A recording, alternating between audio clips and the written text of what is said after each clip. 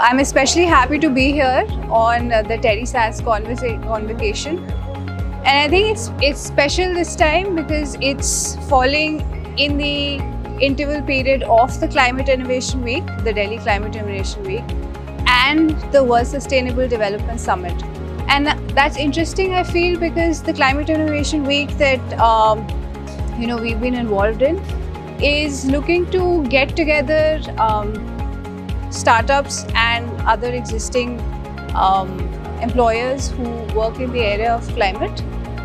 So you can think of it as more on the micro and small scale. And it's interesting because the thing that follows right after or somewhere toward the end of the Climate Innovation Week is the World Sustainable Development Summit, which brings forth the questions of climate on an international scale. So it's interesting how there is kind of an overlap between talking about issues of climate from a grassroots scale and at the same time talking about it at a more large global scale. Being an economist also, this occasion is special to me. I'm also the coordinator of the UG program in economics at Terry SAS. And some of the students are also here and they're presenting themselves as volunteers.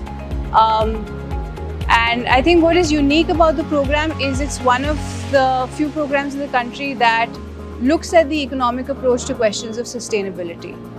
And not only that, it also offers opportunities for industry projects, applications, and also research depending on students' interest. And we did have a lot of interest in the last week where we were hosting the Climate Innovation Week. Saw a lot of interest from students, especially about job opportunities after economics, especially at the UG level. And finally, I'm also happy to congratulate the students who are passing out because it's the occasion of the 18th convocation ceremony, and I wish them all the best for the future endeavors.